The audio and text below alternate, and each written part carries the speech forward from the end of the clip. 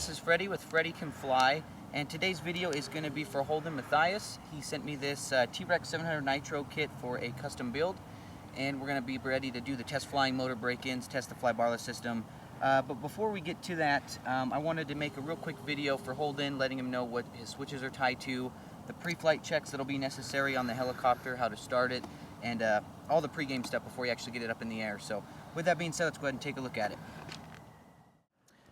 Okay, so basically the first thing we're going to do, we've got the model in front of us, we've got your radio available. As always, just go ahead and turn the radio on, let it fully start up. If you want to come around to this side here, battery plug-ins are going to be right up front. And you'll just connect in your pack here. Always make sure to unplug it at the end of every flight so it doesn't draw battery or power from the battery. And we'll go ahead and turn on here from the Align 2-in-1, there's a switch on top. Give it a couple minutes, try not to move or disturb the helicopter until you see this wash plate jump 3 times. Let the BSTEC system initialize properly. You'll also notice up front here, solid on the satellite. That's really important. If it's not, just disconnect, power everything off, repower up. And before we fly or before we start the engine, we want to make sure that the system's working properly. So some of the first things I'm going to check are just our overall controls. We want to make sure that our collective is pushing us up and down, elevator forward backwards, and aileron left to right.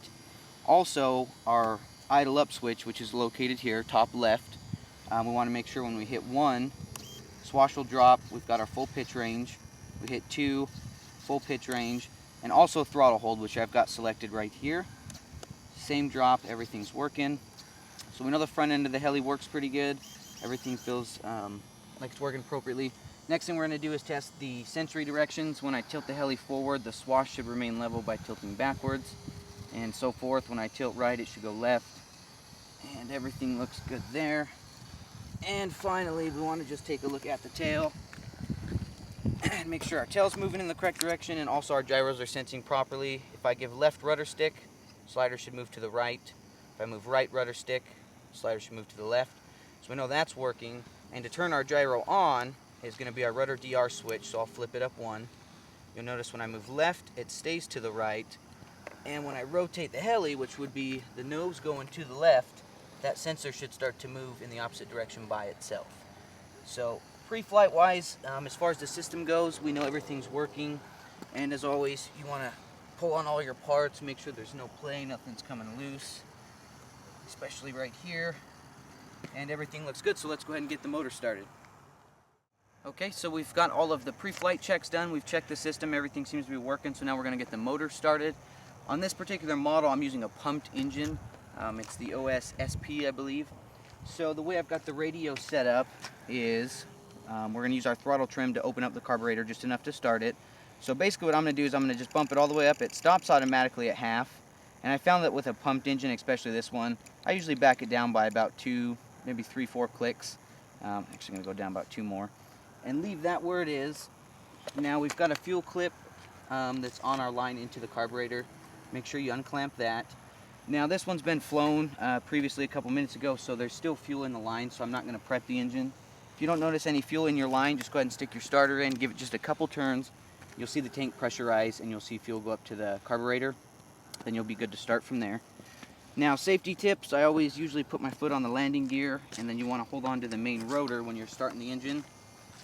On your Align 2-in-1 unit, you've got a push start button here that's going to ignite our glow plug. So we're going to push that, make sure our throttle and everything's down, we're not in idle up so we don't get any hot starts.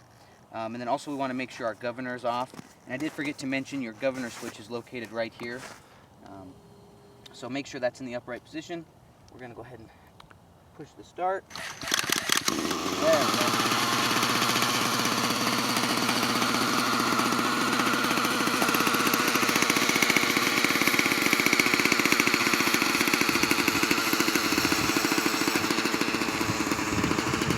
Once the engine's idling, I usually let it sit and idle for about a good 30 seconds to a minute, let the motor get warm, and once that's done, we're safe to go ahead and go and fly. Alrighty guys, so the motor is started, we've checked our system, everything seems to be working, so let's go ahead and do a spool up. Now real quick, just for reference sake guys, before you fly, you want to make sure that you throw up your switch once. This turns the heading hold mode on for the tail, so now we're good to fly. With a Nitro, since we're not flying an electric, we can't come out of throttle hold. So throttle hold should be off. You'll notice if I turn throttle hold on, it revs a little bit just so that the motor don't die. So I've got it in throttle hold right now. You'll notice the motor's not spooling up, you know, when I'm moving the collective. So just for reference sake though, I'm going to come off a hold. We're in normal mode. And what I'm going to do is I'm going to get it up to half stick, spool it up just nice and slow. Once you get to half stick, you're safe to take off in normal. But if you would like, and I'll demonstrate it for you, I'm going to toggle into 3D mode right at half stick because we're hitting 0 pitch, so there's no pitch change. Or on the flip side, if you're a normal, once you take off, you're safe to idle up anywhere between half stick and up. So we'll demonstrate those real quick for you. So I'm going to go ahead and come out of throttle hold, turn my gyro back on. We're going to spool it up nice and slow to half stick.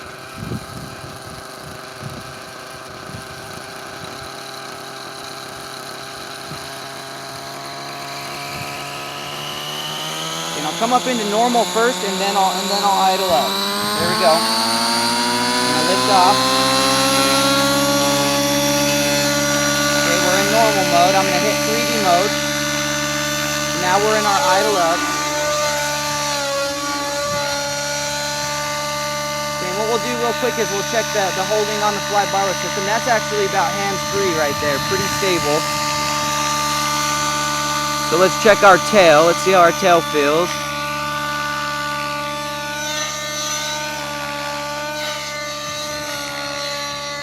Tail seems to hold pretty good in a full pyro. Okay, so now we'll do some climb out tests. And we'll see how the tail holds. The tail shouldn't drift when I do climb out. So here we go. Let's do a climb out. Holds. Feels pretty good there. So let's try a pyro climb out and see how the tail holds. Tail's rock solid, feels really good. And so these are some of the things you guys want to check with the fly barless system. If you're having any other side effects, make your changes appropriately. You know, check your hovering. Feels really good. Tail feels really solid. Try another pyro climb out. Now that's just idle up 1. That's a little bit of a lower head speed, probably about 1800 or so. Let's try bumping up to 1950.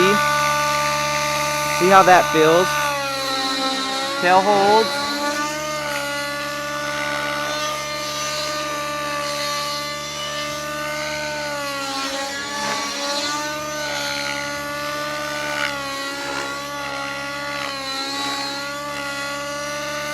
So let's bring it in real quick and let's do a temp check before we start tuning the motor just to kind of see where we're at. So if you want to land, I'm just going to hit throttle hold. And the heli will float down nice and easy. See if we can get into the handicap. Oh, didn't quite make it, but. So let's go run over and let's do a temp check on the motor. Alright guys, so once you land your heli and you know your fly barless system's working good, chances are you're running really rich on the motor. It's going to feel really not a lot of power, really sluggish. So always keep a temperature gun handy, and you want to stay consistent at where you take your temperature range. We're aiming for about 190 to 200 degrees Fahrenheit at about 1950 RPMs. Tune your motor for your highest head speed. That way your lower ones don't overpower the motor. So what I'm going to do is I'm going to aim for the spot right here where the crankcase meets the header of the engine.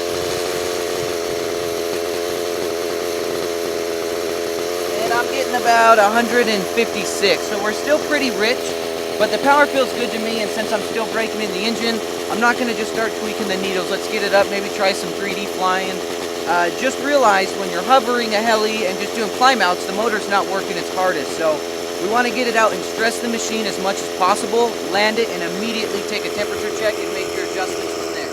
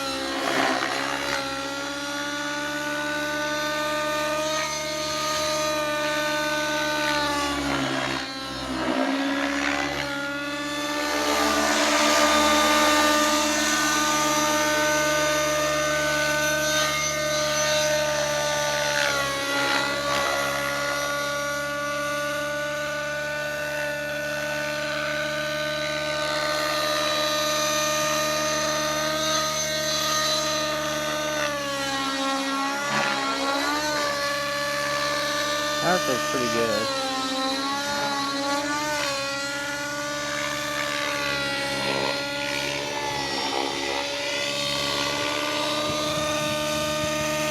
Seems to flip and roll pretty good.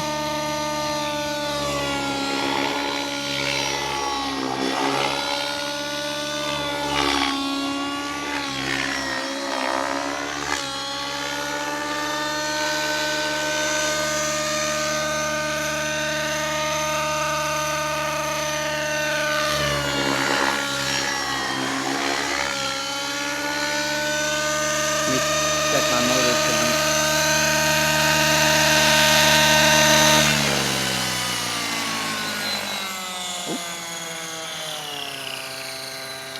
So a good important tip for you guys, when you start doing 3D on the machine, you'll notice I'm taking it really easy, being really mellow. I've got some distance from the ground.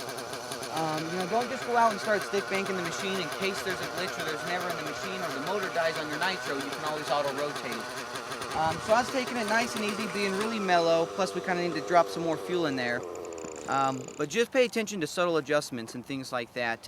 Me for one, I'm running really rich, so I don't have a lot of power, so I got to be really slow. But now would be a good time to take a motor temp check. Land it immediately, do your test. Obviously I got to spool back up and get it hot again, but essentially that's the most part of the video. Holden, I hope you really enjoy your new heli. I'm going to do a couple more test flights, make sure everything's working, and we'll get her packed up and shipped back to you.